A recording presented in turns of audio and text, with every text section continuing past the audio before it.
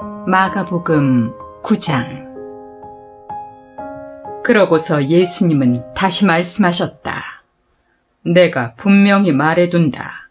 여기 서 있는 사람들 가운데 죽기 전에 하나님의 나라가 권능으로 오는 것을 볼 사람들도 있을 것이다. 엿새 후 예수님은 베드로와 야고보와 요한만을 데리고 높은 산으로 올라가셨다. 예수님은 그들이 보는 앞에서 모습이 변하여 그 옷이 세상의 어느 누구도 더 이상 희게 할 수 없을 만큼 희고 광채가 났다. 그리고 거기에 엘리야와 모세가 나타나 예수님과 함께 이야기하고 있었다. 이 광경을 본 베드로가 예수님께 선생님, 우리가 여기 있는 것이 좋겠습니다. 우리가 이곳에 천막 셋을 세워 주님과 모세와 엘리야를 각각 모시겠습니다. 하고 말하였다. 사실 베드로는 무슨 말을 해야 할지 몰랐다. 이것은 그들이 몹시 무서워했기 때문이었다. 이때 구름이 그들을 덮고 구름 속에서 이 사람은 내가 사랑하는 내 아들이다. 너희는 그의 말을 들어라. 하는 음성이 들려왔다. 제자들이 즉시 주위를 둘러보니 예수님과 자기들 외에는 아무도 없었다. 예수님은 제자들과 함께 산에서 내려오시는 길에 내가 죽었다가 다시 살아날 때까지는 지금 본 것을 아무에게도 말하지 말아라 하고 명령하셨다. 제자들은 그 말씀을 명심하며 도대체 죽었다가 다시 살아난다는 말이 무슨 뜻일까 하고 서로 토론하다가 예수님께 왜 율법학자들이 엘리야가 먼저 와야 한다고 합니까? 하고 물었다. 그래서 예수님은 이렇게 대답하셨다. 엘리야가 먼저 와서 모든 것을 회복한다는 말은 사실이다. 그런데 왜 성경에는 그리스도가 많은 고난과 멸시를 당할 것이라고 쓰여 있느냐? 그러나 내가 너희에게 말한다. 사실 성경대로 엘리야가 벌써 왔으나 예언된 대로 사람들이 그에게 갖은 학대를 하였다. 그들이 돌아와 보니 남아있던 제자들이 많은 사람들에게 둘러싸여 율법학자들과 논쟁하고 있었다. 사람들은 예수님을 보자 크게 놀라며 모두 달려와서 인사하였다. 예수님이 그들에게 너희가 무슨 논쟁을 하고 있느냐 하고 묻자 군중 가운데 한 사람이 이렇게 대답하였다. 선생님, 벙어리 귀신 들린 제 아들을 데려왔습니다. 귀신이 그에게 발작을 일으키면 아무 데서나 넘어져 거품을 내고 이를 갈면서 온몸이 빳빳해져 버립니다. 그래서 선생님의 제자들에게 데려왔으나 귀신을 쫓아내지 못했습니다. 그러자 예수님은 믿음이 없는 세대야. 내가 언제까지 너희와 함께 있어야 하겠느냐? 너희를 보고 내가 언제까지 참아야 하겠느냐? 아이를 이리 데려오너라 하고 말씀하셨다.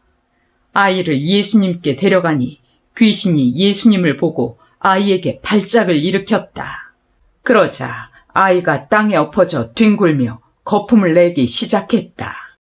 그래서 예수님이 아이 아버지에게 물었다. 언제부터 이렇게 되었느냐? 어렸을 때부터입니다. 귀신이 자주 아이를 불과 물속에 던져 죽이려 했습니다. 그러나 선생님, 하실 수 있다면 우리를 불쌍히 여겨 도와주십시오. 할 수 있다면이 무슨 말이냐?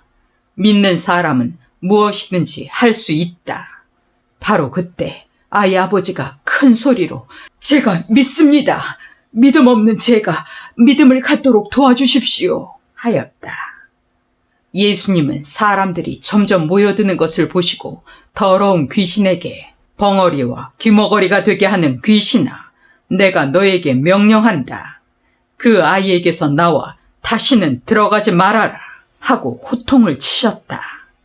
그러자 귀신이 소리 지르며 아이에게 심한 발작을 일으켜 놓고 나갔고 아이는 죽은 사람같이 되었다. 그래서 많은 사람들은 아이가 죽었다 하고 말하였다. 그러나 예수님이 아이의 손을 잡아 일으키시자 그가 벌떡 일어났다. 예수님이 집에 들어가 계실 때 제자들이 조용히 와서 왜 우리는 귀신을 쫓아낼 수 없었습니까? 하고 물었다. 그래서 예수님은 이런 귀신은 기도가 아니면 나가지 않는다 하고 대답하셨다. 예수님의 일행은 그곳을 떠나 갈릴리를 지나가게 되었다. 그런데 예수님은 이 사실을 아무에게도 알리고 싶어 하지 않으셨다. 이것은 예수님이 제자들에게 자기가 사람들의 손에 넘어가 죽음을 당하고 죽은 지 3일 만에 다시 살아날 것이라고 가르치셨기 때문이다. 그러나 제자들은 그 말씀을 깨닫기는커녕 묻기조차 두려워하였다. 그들은 가버나움에 이르렀다. 예수님이 집에 들어가셔서 제자들에게 너희가 오는 도중에 서로 논쟁한 것이 무엇이냐 하고 물으셨으나 그들은 누가 가장 위대하냐 하고 서로 다투었기 때문에 아무 대답도 못하였다. 예수님은 앉으신 후 12제자를 불러놓고 누구든지 으뜸이 되고 싶은 사람은 모든 사람의 끝이 되고 모든 사람의 종이 되어야 한다 하고 말씀하셨다. 그러고서 예수님은 어린아이 하나를 데려다가 그들 가운데 세우고 그를 안으시며 제자들에게 말씀하셨다. 누구든지 내 이름으로 이런 어린아이 하나를 영접하면 곧 나를 영접하는 것이며 누구든지 나를 영접하면 나를 영접하는 것이 아니라 바로 나를 보내신 분을 영접하는 것이다.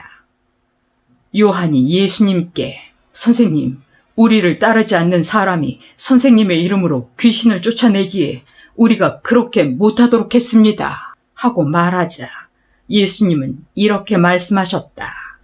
막지 말아라. 내 이름으로 기적을 행하는 사람이 곧바로 나를 욕하지는 않을 것이다. 우리를 반대하지 않는 사람은 우리를 위하는 사람이다. 내가 분명히 말하지만 누구든지 너희를 그리스도에게 속한 사람으로 알고 물 한 그릇이라도 주는 사람은 반드시 상을 받을 것이다. 또 누구든지 나를 믿는 이런 어린아이 하나를 죄짓게 하는 사람은 차라리 목에 큰 맷돌짝을 달고 바다에 빠져 죽는 것이 더 낫다. 네 손이 너를 죄짓게 하거든 잘라버려라. 두 손을 가지고 지옥에 꺼지지 않는 불에 들어가는 것보다는 불구자로 영원한 생명을 누리는 곳에 들어가는 것이 더 낫다. 네 발이 너를 죄짓게 하거든 잘라버려라. 두 발을 가지고 지옥에 들어가는 것보다는 절뚝발이로 영원한 생명을 누리는 하늘나라에 들어가는 것이 더 낫다. 네 눈이 너를 죄짓게 하거든 빼어버려라. 두 눈을 가지고 지옥에 들어가는 것보다는 외눈으로 하나님의 나라에 들어가는 것이 더 낫다. 지옥에서는 구더기도 죽지 않고 불도 꺼지지 않는다. 재물이 소금으로 정결하게 되듯이 모든 사람은 불로 정결하게 되어야 한다. 소금은 좋은 것이지만 만일 소금이 그 맛을 잃으면 어떻게 다시 짜게 할 수 있겠느냐. 너희는 소금의 우정을 가지고 서로 화목하게 지내라.